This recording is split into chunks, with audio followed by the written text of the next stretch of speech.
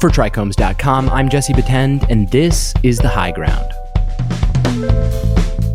On this show, we feature leaders of the cannabis industry. We talk to everyone from farmers to CEOs and public officials, anyone making an impact on the cannabis community and beyond. It seems like every other episode that we're talking about licensing issues. And it makes sense why.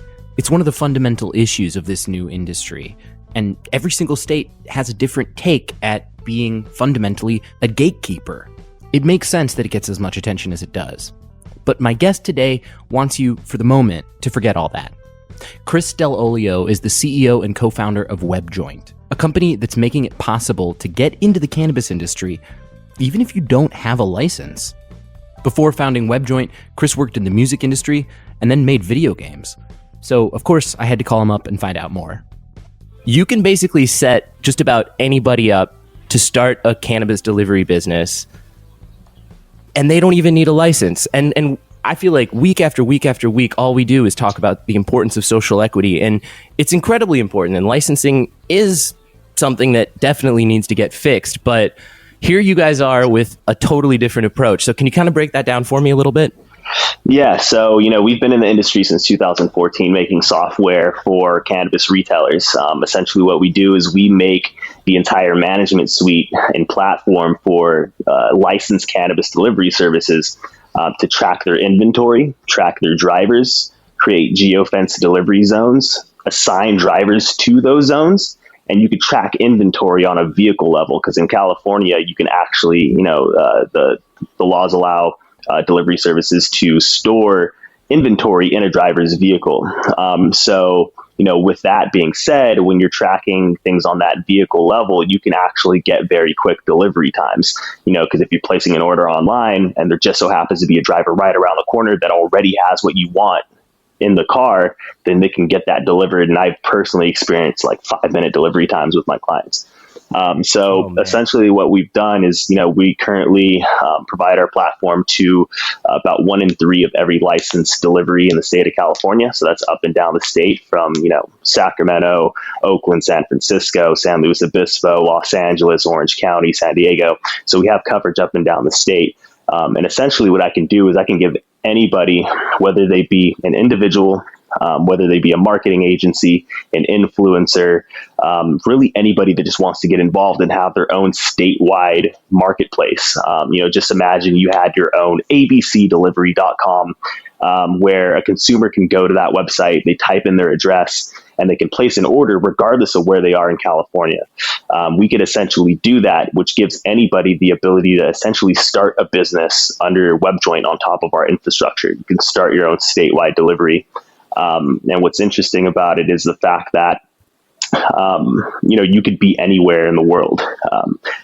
And you could still, because you can market, if you're a marketing agency in New York City, you could still market and put together your strategies to get consumers to visit the website and place orders in California. So you could really be based anywhere.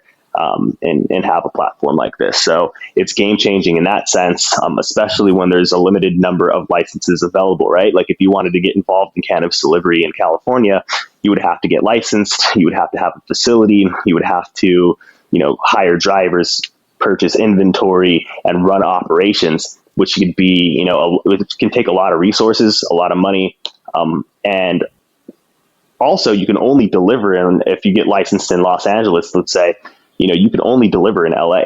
You can't deliver throughout the entire state. But with our platform, with a couple clicks of a button, I can give you a menu.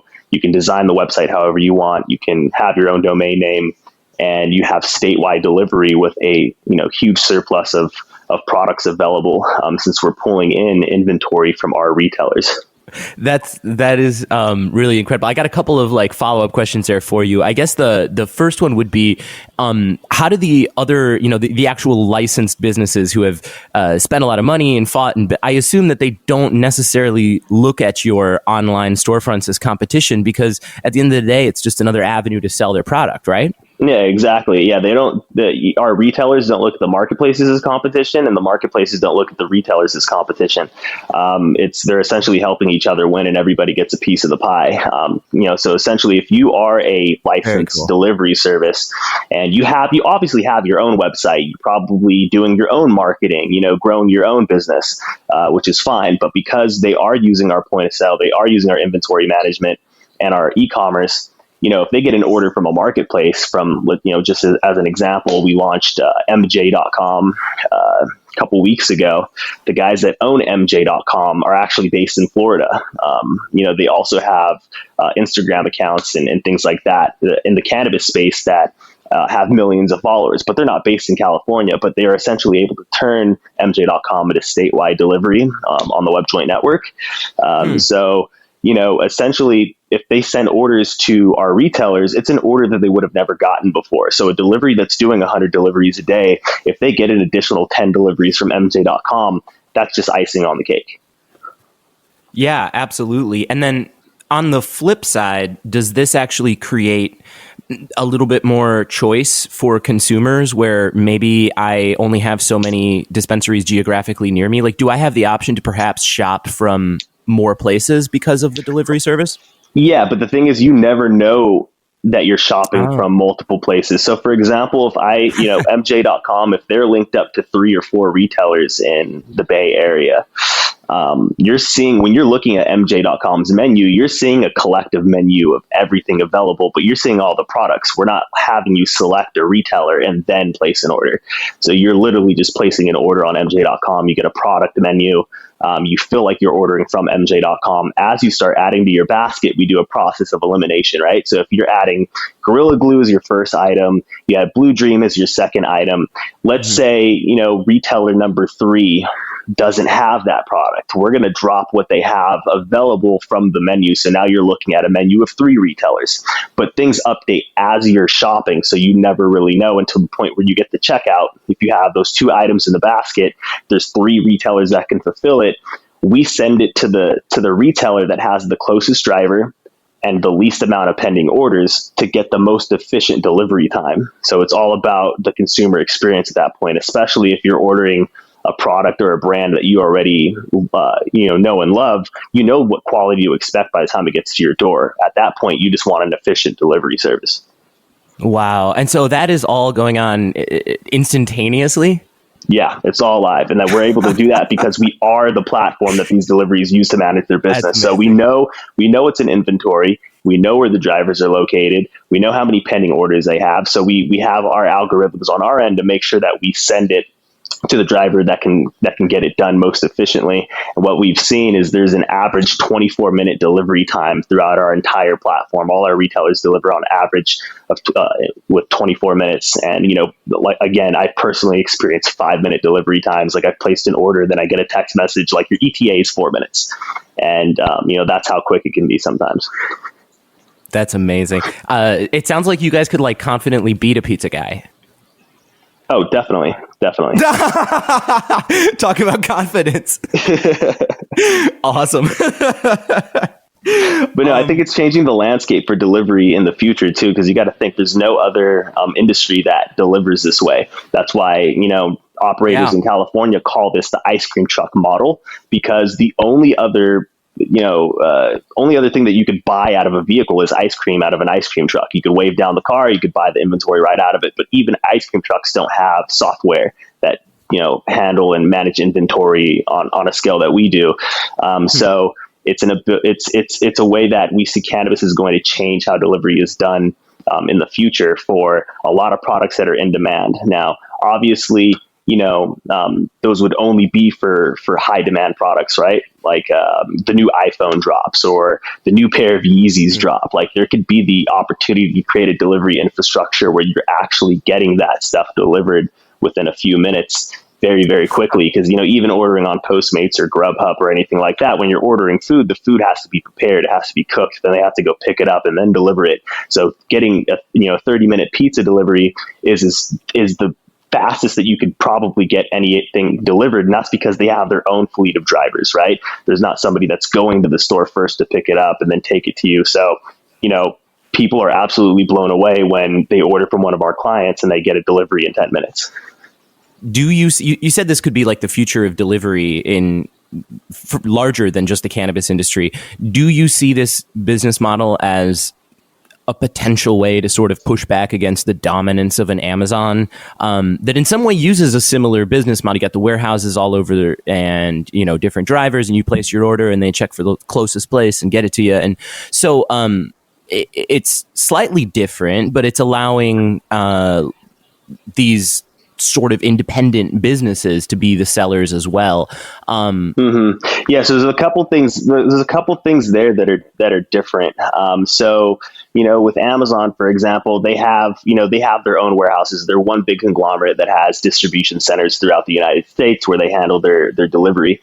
But again, the inventory that are in Amazon trucks are for orders that have already been placed, and they might be being delivered. Amazon typically with Prime, you have like a 2-hour delivery window. So sometimes it could take 3-4 hours to get a delivery depending on the window that you're selecting, and you have to typically pay an extra $10 if you want it within an hour. But you can there's nowhere where you could actually wave down an Amazon truck or order something and it's in a truck that's right around the corner from you, and Amazon delivers in 5 minutes. And there's a few reasons why they probably can't do that, because Amazon is so big, right? And they're selling everything. Right. So you can't fit everything in a vehicle, but you could do that for products that are in high demand. And especially in an industry like cannabis, is kind of what it showed us is, products that are in demand, just like cannabis, especially when it's prepackaged and ready to go, can be stored in a vehicle. And we have a option where you can select express menu, and express menu is a limited menu. It's things that you could almost guarantee yourself that you'll get within 30 minutes. And then you could do, a scheduled delivery where you're actually shopping from the full menu, everything from the main distribution center. So now you have more options to choose from, but you have to select and schedule your delivery for later in the day or the next day. That makes a lot of sense, because as you were answering that, I'm realizing that Amazon is actually sort of the pizza delivery. They're not the ice cream truck. They're you place an order and then it goes to this terrible detention center with 1 million people that are forced to skip a bathroom break to get you your knife set. Exactly. So it's actually totally different, but so you guys are running this company that is enabling people to start their businesses without the license. Do you guys own a license, or are you able to do all of this without a license yourself? Yeah, we're able to do this without a license ourselves. And that's another part that I was that's what I wanted to get to with the last question as well, is the other difference is decentralization, right? So Amazon owns all the distribution centers. On our platform, you're not connecting to just one license holder or one big conglomerate. One, they don't exist in cannabis yet, but two, I feel like the future is decentralization. Just the same way, Uber and Postmates did by decentralizing the network of drivers. Everybody signs up as an independent. The problem in cannabis is the drivers need to be employees of the license, so they can't be contractors. They can't just 1099 the drivers. So it creates a different scenario where all the drivers need to be employed with the license holders. So we have all these independent operators, but when you come onto our platform, you could say, okay, I want to connect with the Source in San Luis Obispo, who's one of our clients. So you could say, I want to connect with Uplift in LA to do my LA fulfillment. Then I want to connect with Canna Blue in the Bay Area for fulfillment there. And you start building out your network. And because we are the platform that these retailers are using to manage their business, we offer this as a service. So we're signing up more retailers month after month. So as we continue to grow, we're getting more and more coverage. And typically a lot of the larger direct-to-consumer marketplaces in cannabis today, they're using anywhere from either 5 to, the larger big dogs out there are doing upwards 20, 25 licenses to handle their statewide fulfillment. And these are independent operators right up and down the state.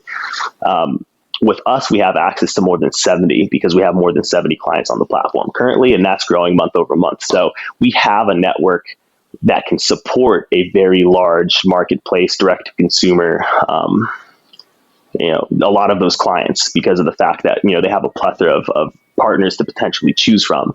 And because it's decentralized, for example, we have one of the only licensed deliveries in San Luis Obispo. One of our clients in the Bay Area is actually going to be operating the only licensed delivery in Lake Tahoe.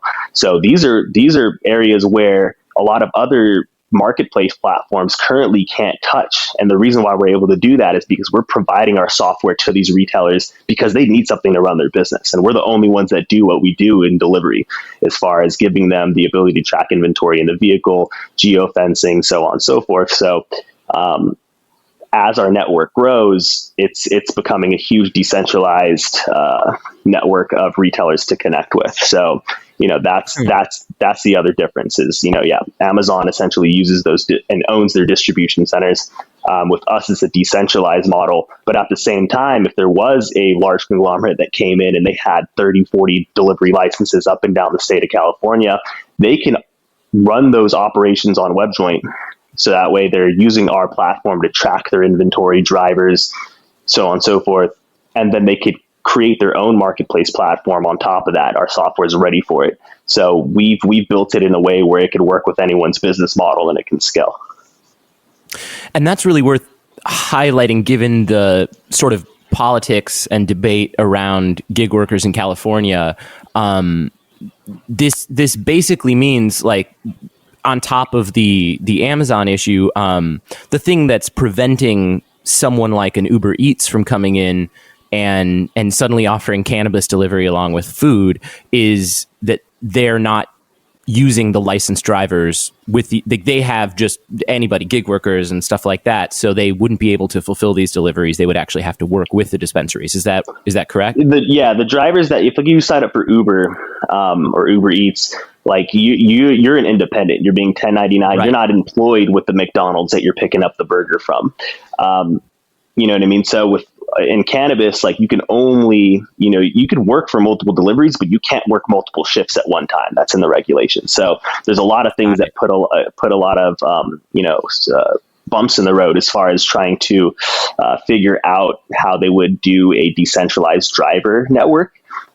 So the best way to go about it is just working with each independent retail operator, because these retailers, because they can't go with they can't 1099 their drivers. They need to literally build their own fleet. So, we have retailers in LA, that have 30 drivers, another one that has another 20 drivers. So they all work under that license and deliver for that license only.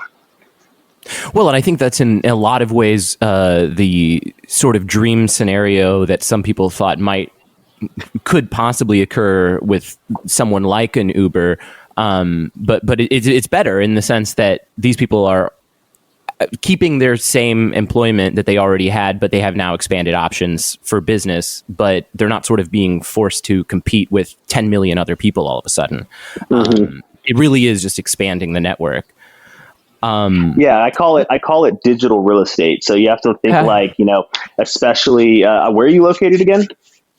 I'm in Illinois. So Brandon. You're in Illinois. Got it. Yes, Got it. So like in California, because everything's prepackaged and brands are starting to become what consumers are understanding, right? And kind of leaning towards, pre-legalization, it was you go to a dispensary and you purchase product, you're looking at a bunch of weed in a jar.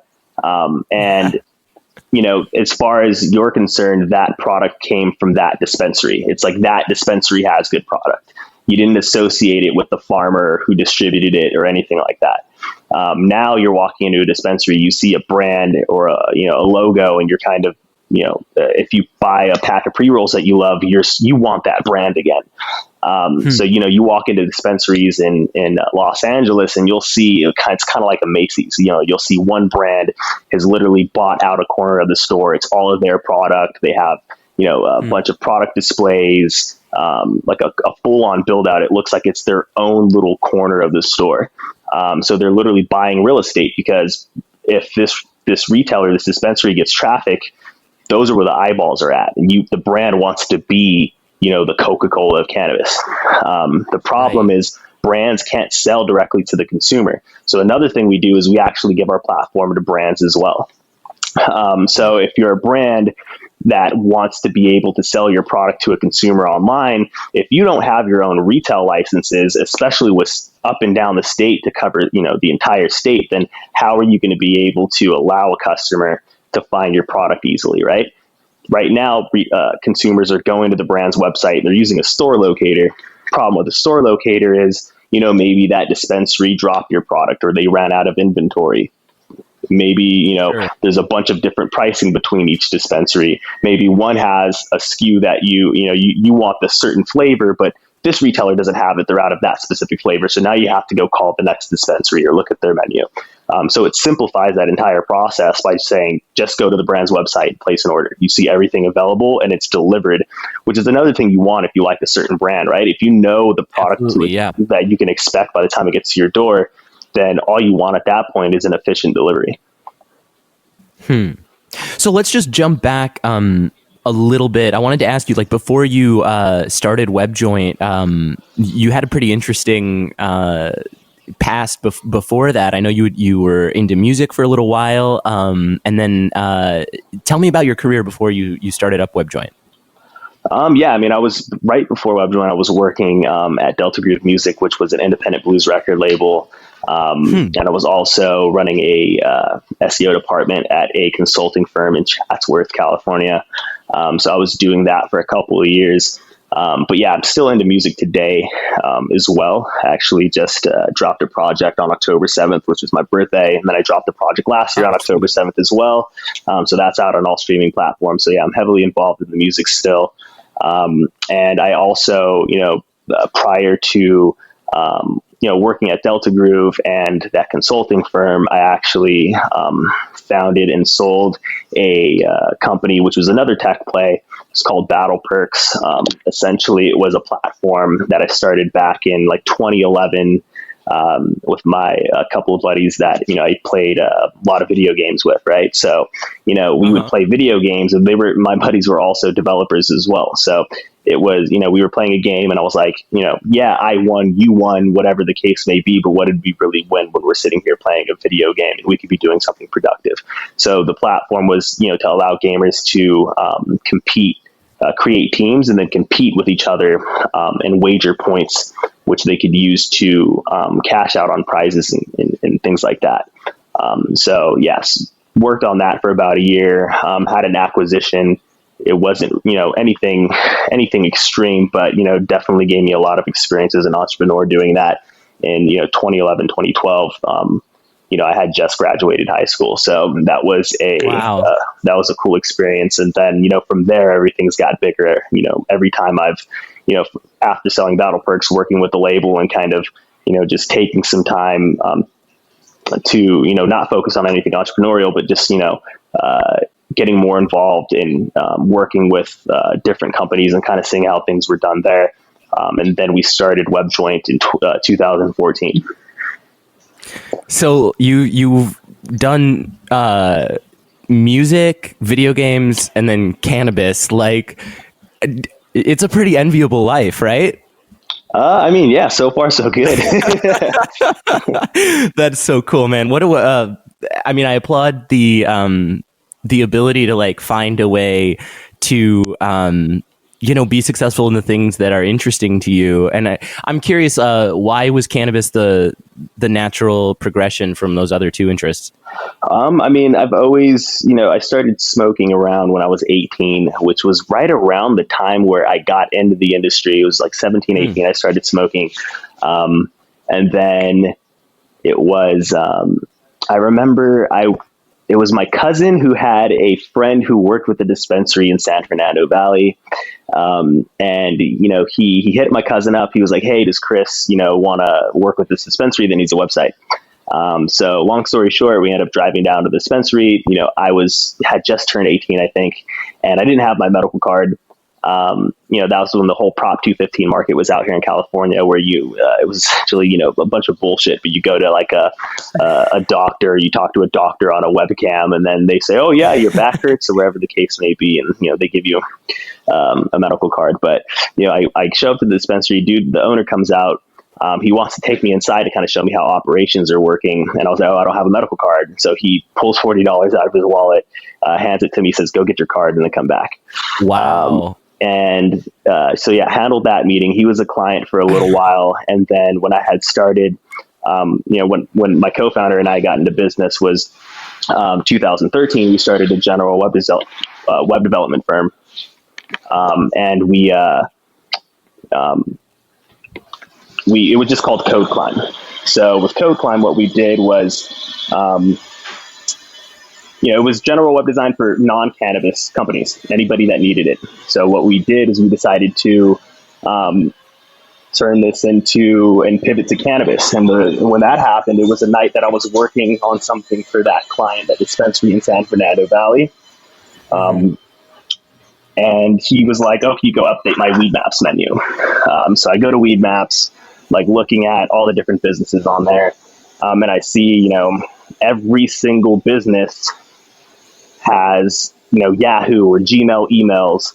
Nothing was professional. None of them had websites. And that's where I knew that there was a potential to pivot to focusing just on cannabis. And that's where I contacted my one of my co-founders from Battle Perks, Casey McNeil. He was kind of like a mentor. I was 18 at the time, or right out of high school when the time I had sold that company.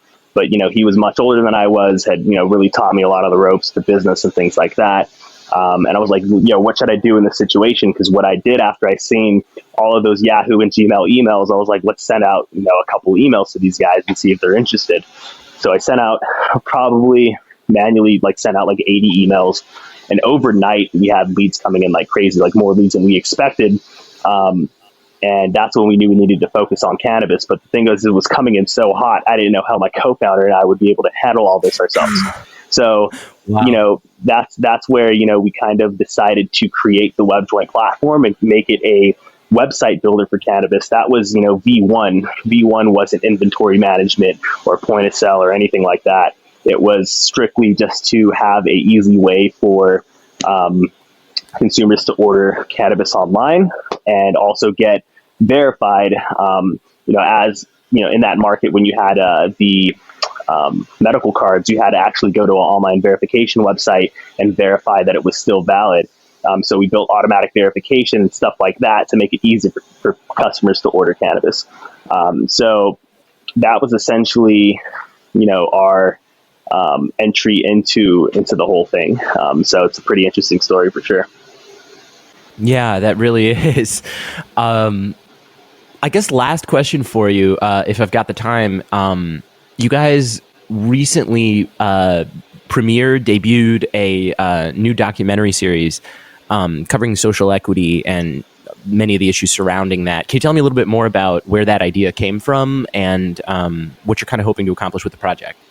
Yeah, so the idea for Social Equity Up in Smoke was really just, us being involved in the social equity community, especially in Los Angeles, going to all the city hall meetings, talking to a lot of the groups that are spearheading things in social equity. And my director of marketing and my assistant director of marketing, who's, I went to high school with both of them, extremely talented guys. And our assistant marketing director actually worked at coming to work with us. And he's always been in video, since we were in high school. He's always been, on that tip, and he's been very, very successful with what he's done, and he's continuing to completely crush it. So we knew that we could make Netflix ready material. And we wanted to highlight everything that was happening in social equity, one, so that we could, help spread the word and give these applicants and everyone involved the voice, but then also, be a leader in that realm ourselves, kind of just participate and show, that we can help support in that way. So yeah, we've been heavily involved in it. What's crazy is, how everything is starting to come together with social equity is something that we would have never imagined, right? Like the first 100 applications that were or first 100 licenses that were supposed to come out were supposed to be for brick and mortar retail stores only. So, we were going heavy into the social equity space, and we don't provide our software to brick and mortar dispensaries. All of our clients are delivery only companies. Like if you have a actual storefront, we don't provide our software to you. Like, you go use another inventory management system. We focus on the delivery only companies. So there wasn't, like, at first it didn't seem like we were even going to be able to even bring on any clients by being involved in that community. We just wanted to be involved in the community for the sake of doing the right thing, right? And now we're saying that they're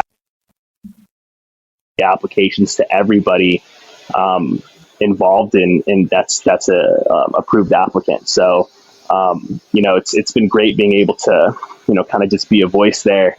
And as we go deeper and deeper into it, we get a lot of insight that we're able to put together in a very unique way. So we have 2 episodes available right now. You guys are working on the 3rd that's going to be coming out soon. Can you tell me just a little bit about like what the series covers in the first couple episodes, and what people will be able to dig into if they check it out? Yeah, so the first episode was actually around 2 applicants and their experience on the day of submitting their applications, before and after, working with different companies that were helping them get their applications in and things that they were running into, and kind of just highlighting their individual stories.